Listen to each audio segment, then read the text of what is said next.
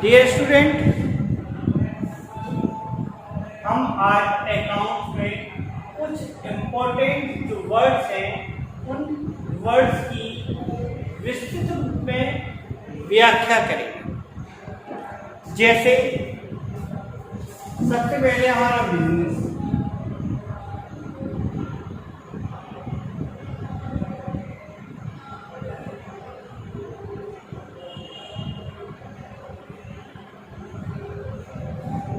क्या होता है व्यवसाय? व्यवसाय का मतलब एक ऐसा इंस्टीट्यूशन जिसमें हम क्रय विक्रय या सेवाओं के माध्यम से लाभ अर्जित करते हैं। ऐसी संस्था को हम व्यापार या बिजनेस इंस्टीट्यूशन के नाम से।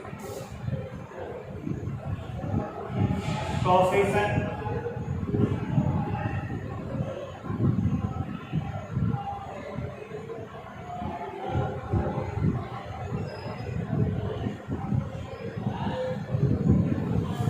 पेशा में हम उन चीज़ों को रखते हैं जिसके माध्यम से हम सेवाओं के माध्यम से, विशेष योग्यता की सेवाओं के माध्यम से हम जो फीस अर्जित करते हैं, इस प्रकार जो किया गया कार्य है वो पेशे के अंतर्गत आता है।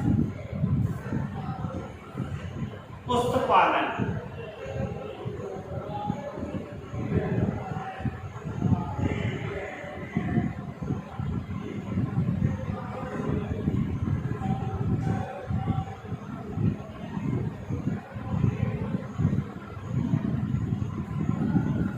पुष्पालन का आशय इस बात से लगाया जाता है, इस बात की व्याख्या की जाती है कि पुष्पालन में व्यापारिक संगठन में जो भी हम व्यापारिक क्रियाएं कर रहे हैं या बिजनेस एक्टिविटी कर रहे हैं, उन सभी बिजनेस एक्टिविटी को प्रारंभिक पुस्तकों में, यानी बुक कीपिंग वाली पुस्तकों में, प्रारंभिक पुस्तकों में लिखने की कला को बुक कीपिंग यानी पुस्तपालन कहलाता है।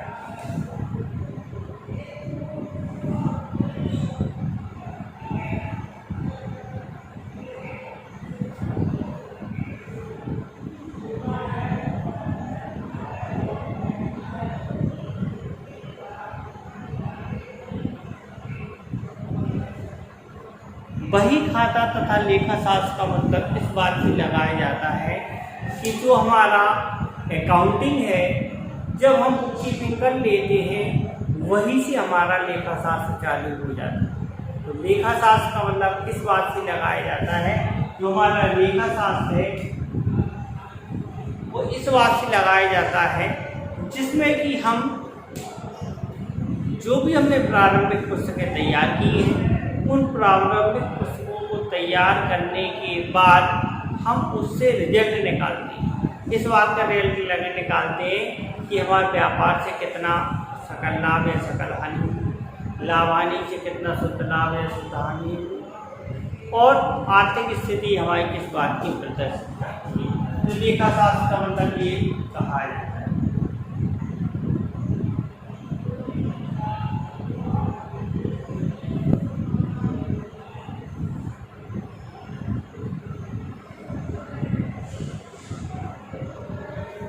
अंकेक्षण यानी ऑडिट। अंकेक्षण में उन बातों का उल्लेख किया जाता है या उसके आगे की कार्रवाई की, जैसे पहले पुष्पालन किया जाएगा, फिर लेखा शास्त्र किया जाएगा, उसके बाद जो भी हमने खाते तैयार किए हैं उसे ऑडिट करते हैं। ऑडिट यानी अंकेक्षण करते हैं, जिससे हम ज्ञात करते हैं कि हमारी जो भी जो हमारे अकाउंटिंग के रूल है वो हमने फॉलो किए, कहीं कोई गड़बड़ी की तो नहीं की, हमारे उसमें अकाउंटिंग में कहीं कोई गड़बड़ी तो नहीं है, देर तो नहीं है, कहीं कपट तो नहीं है, फ्रॉड तो नहीं है। इन सभी चीज़ों का पता हम ऑडिट के माध्यम से पता करते हैं।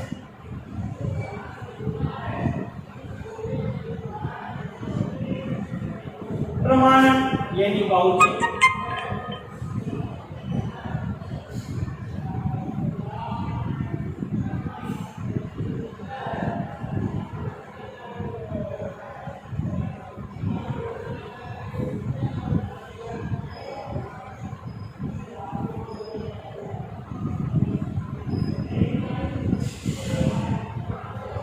वाउचिंग यानी प्रमाणन।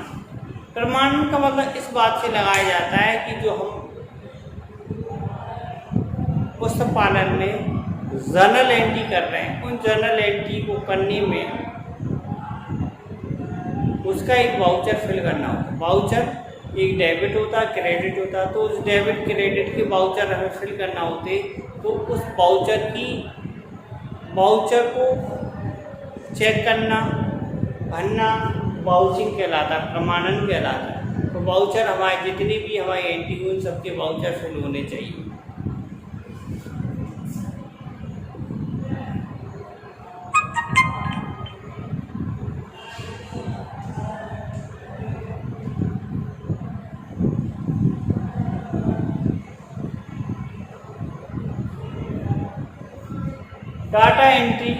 डाटा एंट्री का मतलब है जो भी हमने अकाउंटिंग की है, उस अकाउंटिंग में कोई एक अकाउंट को हमने डेबिट किया होगा, दूसरे अकाउंट को क्रेडिट किया होगा, तो उसे डाटा एंट्री के नाम से जानते हैं कि हमने जो भी लेखांकन किया है, हमारी बिजनेस एक्टिविटी को लेखाबद्ध किया है, उस लेखाबद्ध करने को डाटा एंट्री के नाम से।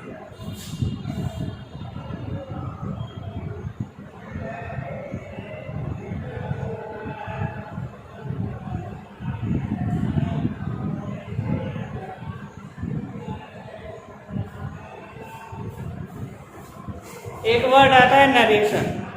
जो भी हम डाटा एंट्री करते हैं, उस डाटा एंट्री को करने में नीचे उसकी भी विस्तृत व्याख्या कर दी जाती है। जिसके लिए जैसे हमने माल खरीदा, तो परचेज अकाउंट डेबिट टू कैसे अकाउंट, ये एंट्री। अब माल खरीदा तो ये हमें ये एंट्री बनाई है, इससे कैसे पता चलेगा, उसके लिए हम नरेशन लिखते हैं उस एंट्री के नीचे। इसी नरेशन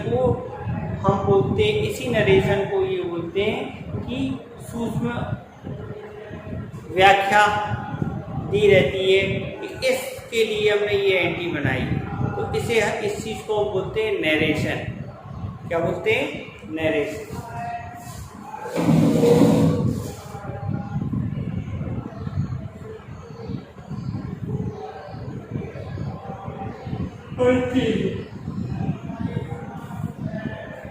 क्रय। हमारे व्यापार में क्रय का मतलब इस बात से लगाया जाता है, क्रय दो प्रकार का होता है, एक उधार क्रय, एक नकद क्रय। क्रय का मतलब माल का खरीदना। अगर हमने उधार माल खरीदा तो क्रेडिट परचेज, नकद माल खरीदा तो कैश परचेज। तो क्रय जो है, जब किसी व्यापारी के द्वारा व्यापार को चलाने में जिस वस्तु का क्रय किया जाता है या जिस वस्तु का माल का क्रय विक्रय कर रहा है, तो उस वस्तु को वो पहले खरीदेगा, तो जो खरीद करता है उस खरीद को क्रय के नाम से जाता है।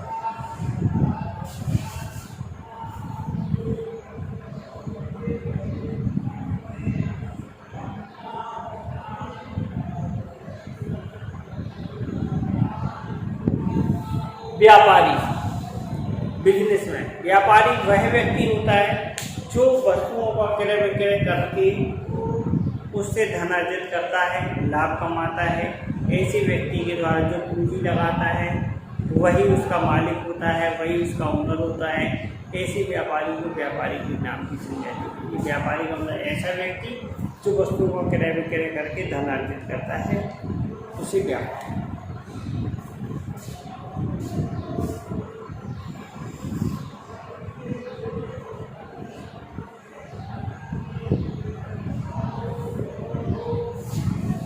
विक्रय यानी सेल।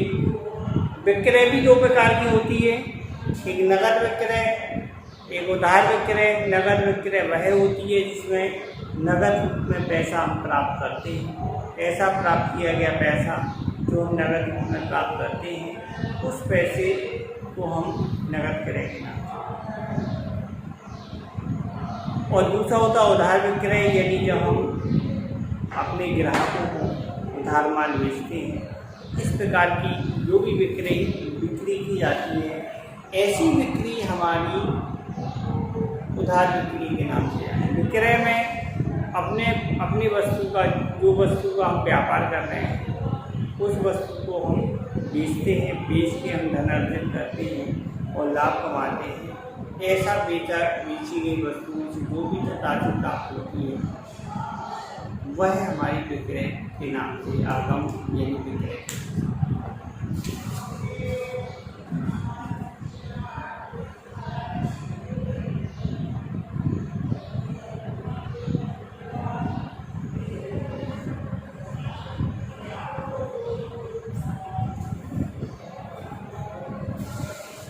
माल यानी गुड्स। माल का मतलब ये होता है कि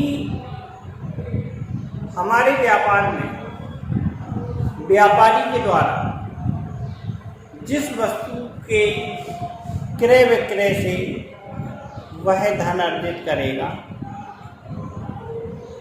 जिस वस्तु के क्रय विक्रय से वह धन अर्जित करेगा और जिस वस्तु का वह व्यापार करेगा, उस व्यापारी के लिए वह वस्तु माल कहलाती है यानी गुड्स कहलाती है। यानी किसी व्यापारी के द्वारा जब किसी व्यापार में जिस वस्तु में क्रय किया जाएगा और उसी वस्तु का नियमित विक्रय किया जाएगा, इस प्रकार का किया गया क्रय विक्रय उस व्यापारी का क्या कहलाता है? माल।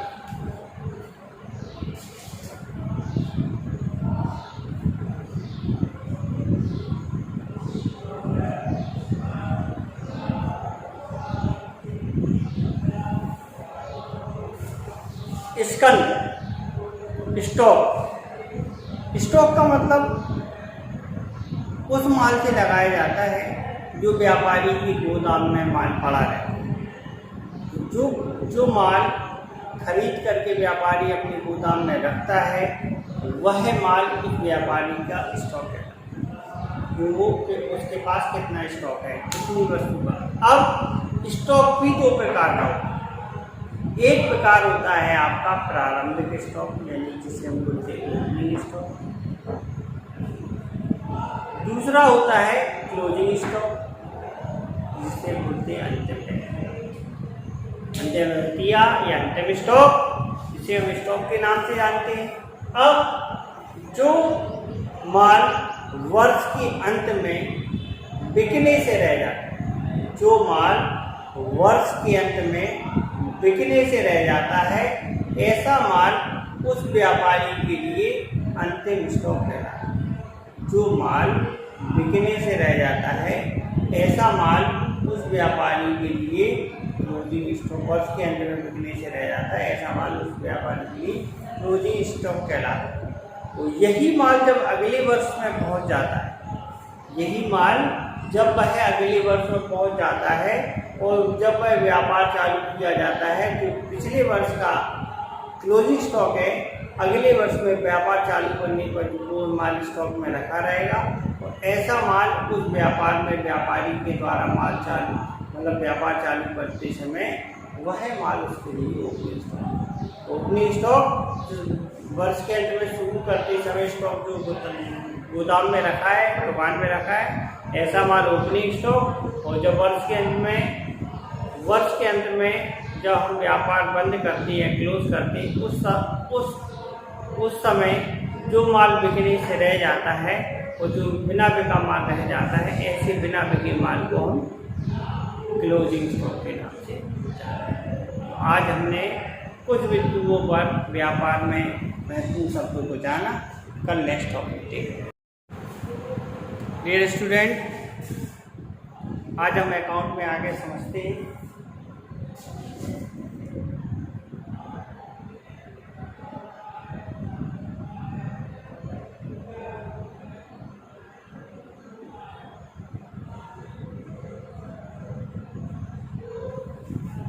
कुछ ऐसे वर्ड्स हैं जो हमारे अकाउंट में बहुत ज़्यादा इम्पोर्टेंट हैं। उन वर्डों के बिना हम अपने व्यापार, बिजनेस, अकाउंट या बिजनेस स्टडी, कोई भी बिजनेस है, हम उसे आगे नहीं बढ़ा सकते हैं और नहीं कर सकते। तो सबसे पहले अगर हम देखते हैं तो हमारा जो सबसे पहला वर्ड है वो कीपिंग।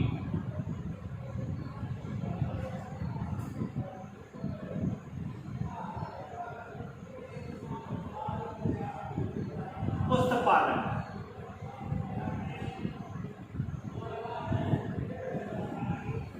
कीपिंग एक ऐसा वर्ड है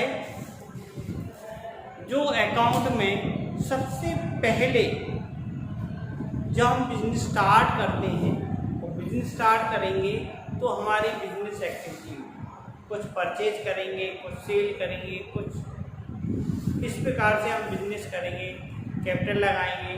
तो हमारा जब भी बिजनेस स्टार्ट होता है तो उसमें बुक्स अकॉर्डिंग की जाती है।